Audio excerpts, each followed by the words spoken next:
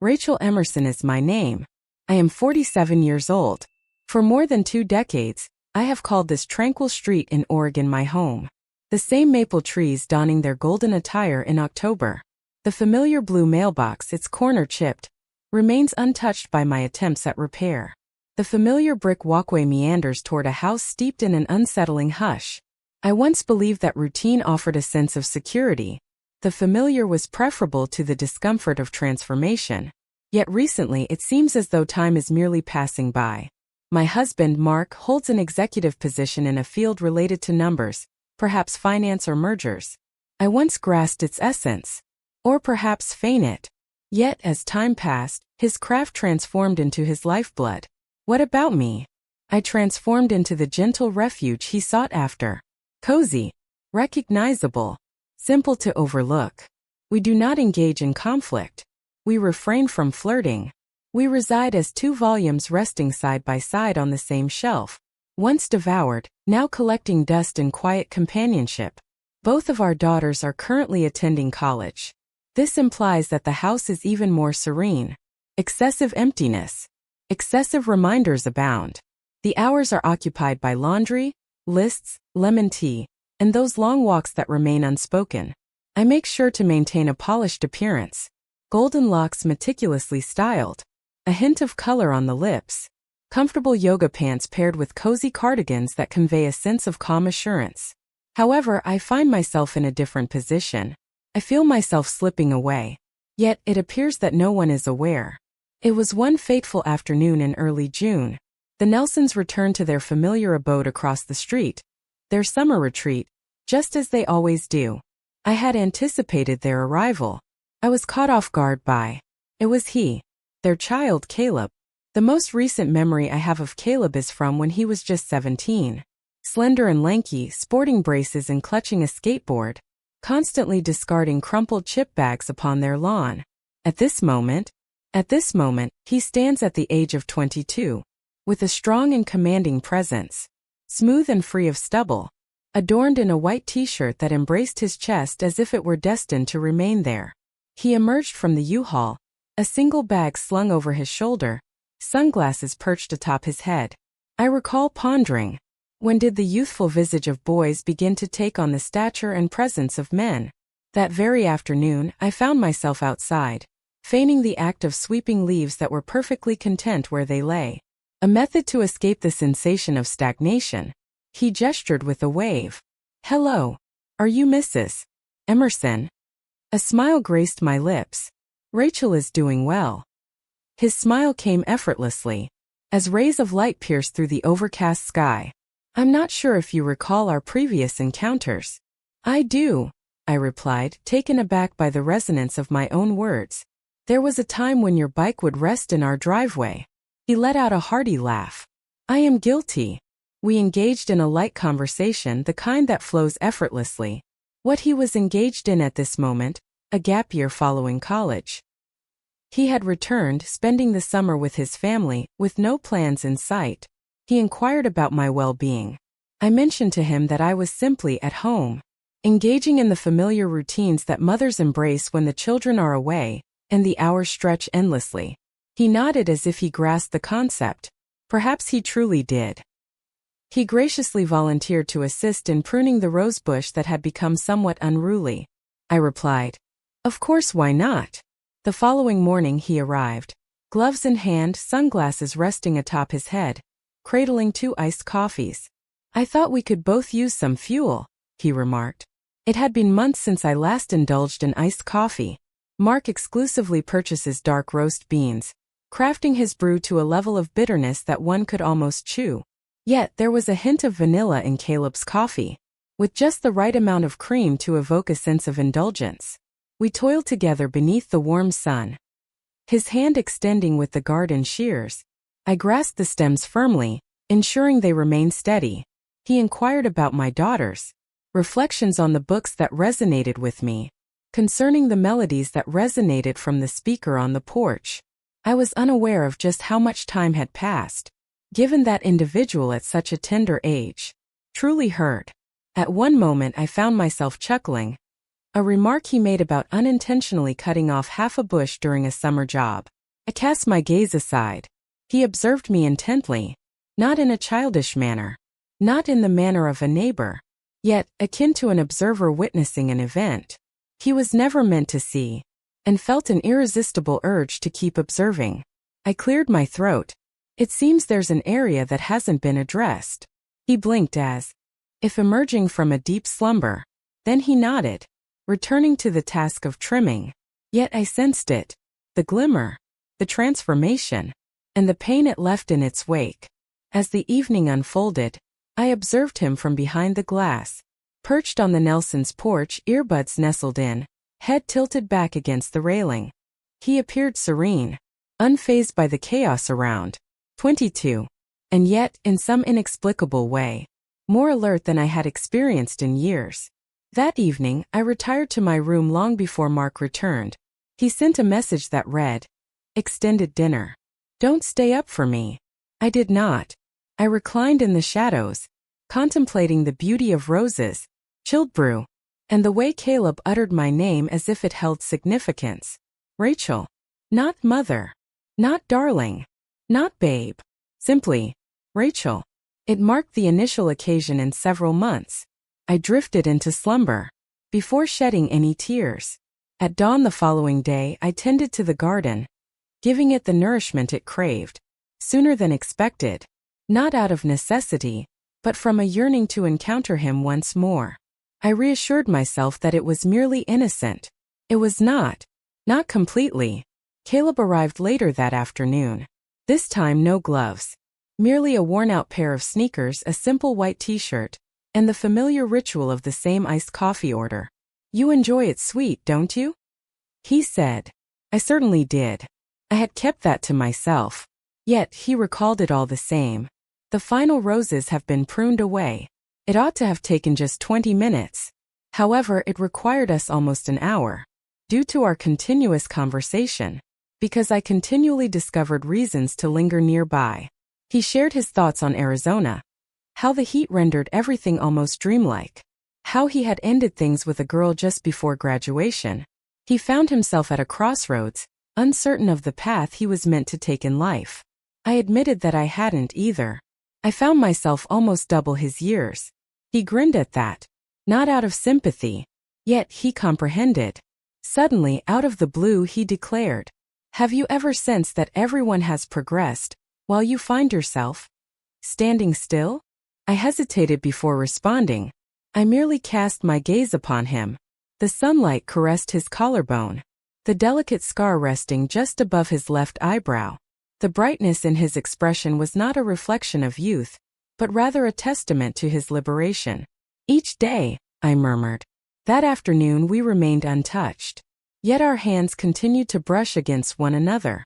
Within the confines of the clippers, the garden hose, the vessel of refreshing lemonade. With every instance we were both aware. In every instance silence enveloped us, with neither of us daring to break it.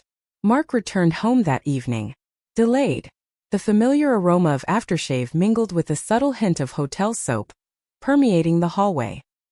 He pressed his lips to the crown of my head, his gaze elsewhere. "I'm exhausted," he murmured, fading into the shadows of the staircase. I lingered at the staircase, my gaze fixed on the spot where he had disappeared. For the very first time, I found myself pondering the sensation of a kiss, by an observer who truly witnessed me. The following day, Caleb arrived with his laptop in tow. He mentioned that he required assistance with a particular matter. I presented him with a glass of iced tea. Seated at the kitchen table, it was just the two of us, enveloped in a quiet intimacy. He was nearer than necessary. As I gestured towards the screen, our arms lightly grazed against each other.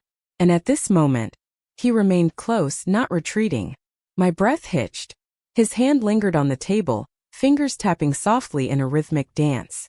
And I promise, within the serene confines of that kitchen, amidst the shimmering reflections of the screen, and the gentle melodies emanating from the speaker, a sensation of change washed over me. It felt as though time itself had come to a standstill, paused in anticipation, anticipated, yet we remained still, remained silent. just lingered in that peculiar, throbbing silence, where all was imbued with energy, and nothing had transpired as of yet. He departed a few minutes later. He mentioned that he had to take care of an errand for his mother. His voice carried a relaxed ease, yet his gaze remained fixed, as if he were reluctant to leave, as if he were uncertain about whether he ought to. That evening, I found myself in the bathroom, gazing at my own reflection. My visage appeared more delicate, feeling more energized. I brushed my fingers against my cheek, curious if he had observed the same detail that caught my attention. Perhaps, a radiant light was starting to emerge once more within me. In an instant, the distance that separates us, within the garden, within the culinary space, floating in the atmosphere, no longer seemed so expansive. It was as if an ending lingered just out of reach. When Caleb visited again, he presented a peach cobbler crafted by his mother. She mentioned to share it with you. He grinned, presenting the foil-wrapped dish to me. And I remarked, I'll likely consume it all right here regardless. I chuckled and gestured for him to enter. The air conditioning transformed the house into a realm apart, serene, tranquil, unblemished by the heat of summer. We gathered at the kitchen island, forks poised, with the cobbler lying invitingly between us. It was a delightful concoction of stickiness, sweetness, and delightful chaos, and in some way deeply personal. At one moment, he leaned closer to gently remove a trace of peach syrup from my cheek. His thumb grazed my skin. The caress was the gentlest of whispers, yet it seared. I remained still. He didn't either. Simply that moment of stillness, an eternity in a fleeting moment, the sort that implies we are both aware. He eventually withdrew, cleared his throat, and averted his gaze. Yet all had transformed. Following that, he began to appear more frequently. Not on every occasion. Yet, it happened frequently enough that I began to leave the back door ajar. Commenced the preparation of an additional glass of lemonade. I began to brush my hair twice in anticipation of his arrival. On a particular day, he assisted me in reorganizing the garage. The air was thick with humidity, making the labor feel even more arduous. We were drenched in sweat, sharing laughter, hoisting boxes that had remained undisturbed for ages. At that moment it occurred. He lost his footing. I made contact, seized his arm, and in some inexplicable way, we found ourselves in each other's orbit. Uncomfortably near. Excessively quiet. My hand rested gently upon his chest. His fingers lingered just above my waist. Silence enveloped us. There was no necessity for that. His breath brushed against my neck. Experienced the rise of his chest beneath my palm. And then his fingers brushed against my skin. It was no mere coincidence. However, with purpose.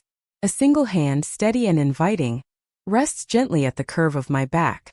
The other grazes my jaw, just a whisper of contact.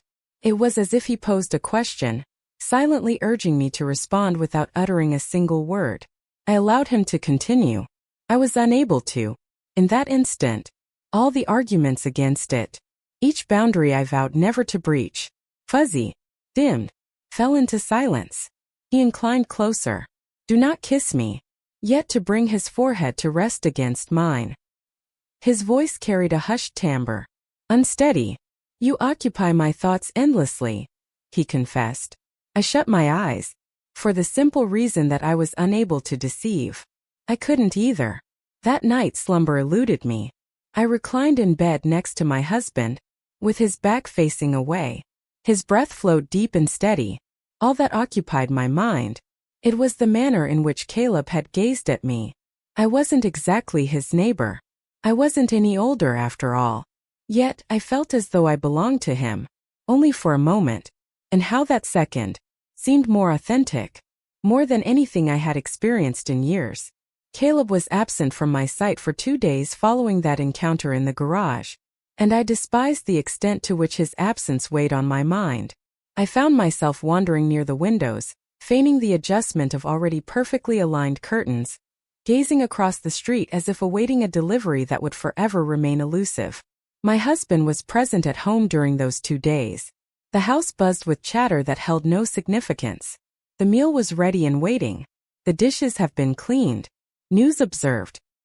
He occupied the seat opposite me at the table, his jaw working steadily as he chewed, his gaze fixed elsewhere, posing questions that seemed to hold no interest for him, regardless of the responses they might elicit. I acknowledged with subtle nods at the appropriate moments, grinned at the perfect moment. Yet my mind was consumed by thoughts. The warmth of Caleb's hand rested gently on the small of my back. The gaze he cast spoke volumes, a silent declaration that you were far from unseen. I had lost touch with who I truly was. Perhaps I had finally embraced my true self, and there was no turning back. On the third day he sent a message. "Are you back?" I gazed at the message, lost in thought for what felt like an eternity. My fingers lingered in the air. Subsequently inscribed. Indeed. A minute passed, and then a knock echoed at the back door. I unsealed it before the chance to reconsider slipped away. He stood there in a worn gray shirt, hair slick with summer's warmth, fingers restless in his pockets. We exchanged no greetings. We lingered in silence, two souls burdened by a weight too great for trivial conversation. He crossed the threshold. The door clicked shut behind me. For a brief instant we lingered in the kitchen, the stillness vibrating with an electric tension. At that moment he uttered the words, "I cannot proceed with this if it remains solely a thought in my mind." My gaze fell upon him, truly observed the elegant line of his jaw. His chest rose and fell as if he had been holding his breath throughout the entire day. His eyes expansive, uncertain, yearning. I murmured, "It's not." He advanced a single step in my direction. I remained still. One more step forward. Next yet another. As he stood before me, my hands quivered with anticipation. I ought to have declined. I should have told him to leave. Yet I refrained. For there exists a place within me, beyond the devoted spouse, beyond the weary matriarch, beyond the devoted caretaker. She was a woman who had not felt the warmth of genuine affection in what felt like an eternity. That woman was in desperate need of sustenance. He pressed his lips against mine, gentle in the beginning, somewhat wary, as if he was reluctant to shatter my spirit. Yet I leaned in. Response provided. In an instant we found ourselves drawing nearer to one another.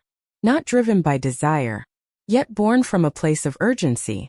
A bond so intimate that it speaks volumes. I perceive your presence. You should understand that you remain in my thoughts. We navigated to the couch, clumsy, hushed, and filled with a sense of urgency. Each caress unveiled a new world of discovery. Each exhale, a revelation we lacked the courage to voice. It transcended the confines of age. It was never a matter of defiance. It revolved around the essence of recognition. Entirely. Out of the blue. Unchangeably. In the stillness that followed we remained there, enveloped in quietude. The sun sank gracefully behind the trees beyond. Shadows ascended the walls, akin to secrets seeking refuge. He traced a finger delicately along the inner curve of my wrist, the very place my husband overlooked. "You radiate warmth," he murmured. I inclined my head in agreement. I can't recall the sensation of that anymore. We lingered in that moment for some time. There are no guarantees. There are no regrets. Simply inhale, feel the flesh, and embrace the unsettling tranquility that follows. When you realize that a transformation has marked you for eternity. As he finally rose to depart, he gazed at me and remarked, "There's no need for complications." I inclined my head in agreement. Although I was already aware of it, we promised ourselves we wouldn't go down that path once more. It was merely a fleeting instant, an error, a momentary slip. Yet we were deceiving ourselves. We were both aware of it. On the morning of his departure, I found myself unprepared for any farewell. I reassured myself that I could do without it. It was for the best. Neater. More straightforward. However, in all honesty, I lingered in anticipation. Not near the window. Not with optimism painted across my features. Yet softly, as my breath lingered, trapped in the depths of my throat, like a figure poised in a threshold, invisible to all but herself. He failed to arrive that morning. No message sent.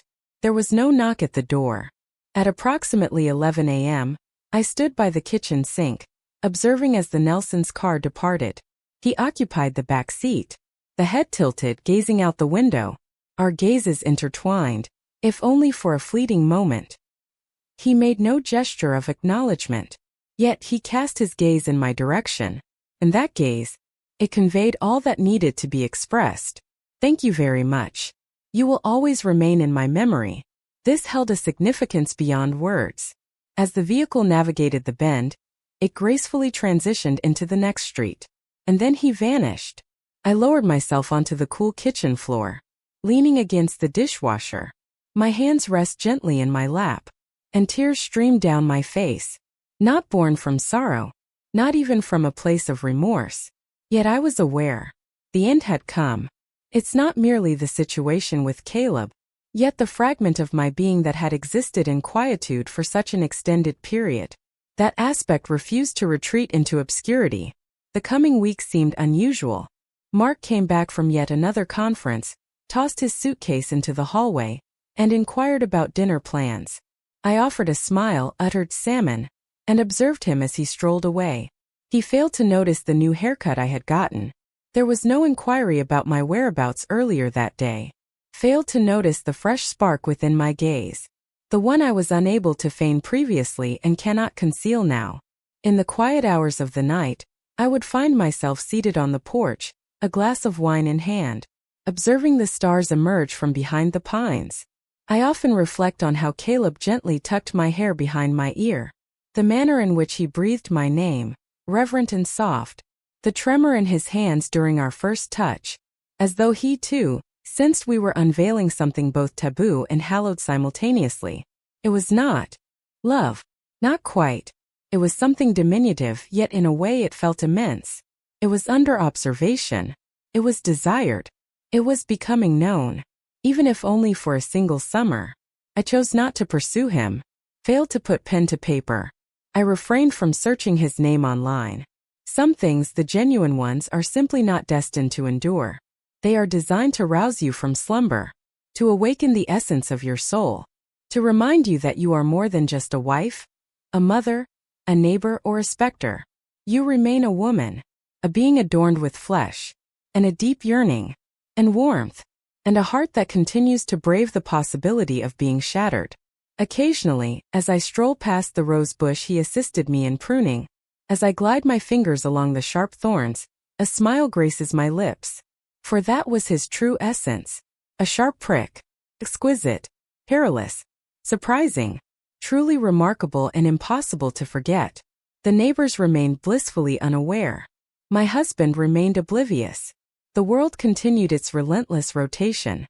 Yet I transformed. Not in a manner visible to anyone, yet in a manner that would forever linger in my senses.